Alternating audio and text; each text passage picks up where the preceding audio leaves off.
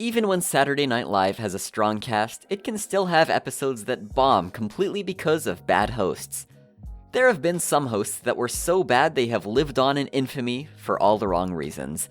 Sports figures and politicians figure somewhat heavily on this list, which makes sense as these are people who are not actors or comedians. But that doesn't give SNL or them a pass. They were cast, and they agreed to do the show, which sounds like 2 strikes.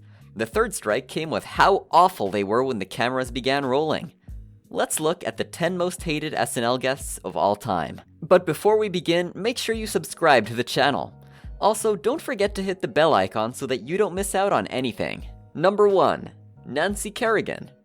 Nancy Kerrigan was America's sweetheart on the ice in the early 1990s, but that doesn't mean she was an actress of any particular caliber or talent.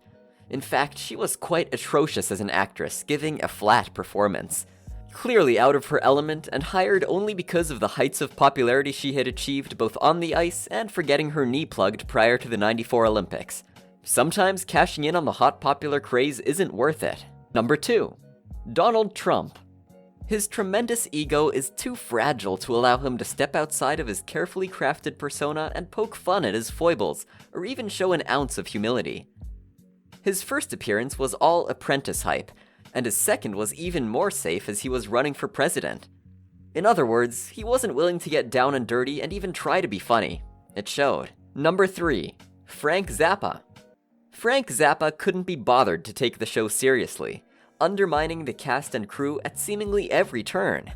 Yes, this is comedy, but these people work hard to make quality entertainment, and they don't need a musician heckling the cue card guys live during a sketch and trying to break the fourth wall constantly like he's too cool for this gig. Number 4.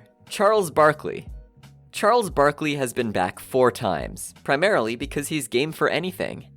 And yet, even his most recent stint proved that he's still incredibly awkward and difficult to watch, stumbling over his mumbled lines and seeming uncertain of what's going on at any given moment. His monotone delivery and dazed expressions just make it look like he's in over his head every time. Number 5. Justin Bieber. Justin Bieber is one of the biggest pop stars on the planet, and it showed in his every utterance, every cooing for the camera, every moment on camera. No one drank the Kool-Aid of their own awesomeness more than the Biebs, making him a nightmare to work with and someone who really couldn't be bothered with the work of learning lines or what he's supposed to be doing on a camera. Number 6. Andrew Dice Clay. He was the biggest comedian in the world because he told dirty nursery rhymes and said shockingly offensive things. A cartoon caricature of a real person, the Dice Man didn't have much depth to his crass stage persona, and he had nothing fresh to offer on SNL. It was painfully unfunny then, and has aged even worse. Number 7. January Jones. January Jones looked both bored and confused throughout her bland line deliveries. She was every bit Betty Draper of Mad Men, and she simply didn't have time for this. Or memorizing her lines? Or even realizing this was a live show. She asked which camera at one point. This is where we learned that Betty is maybe less of a performance than we realized, as January had nothing else to offer, botching just about every sketch. Number 8. Tom Green. Tom Green is a product of a very specific jackass generation that found laughter in gross-out humor, not requiring anything other than people hurting themselves and being awful. And that's all Green was capable of. He wasn't a comedian, an actor, or really anything other than someone who was willing to do shocking and uncomfortable things. He tried to bring that to SNL, but it was oil and water with what a real comedy show is all about, and it was awful. Number 9. Deion Sanders.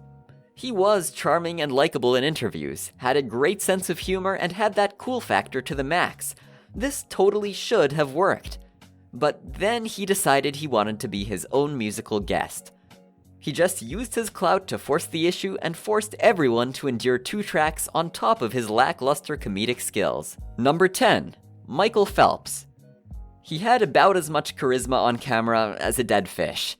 His performances were uncomfortable to watch as he struggled to read cue cards throughout the night, meaning he wasn't even remotely emoting or presenting the material as written. Well, that's it for today. Hope you guys enjoyed the video.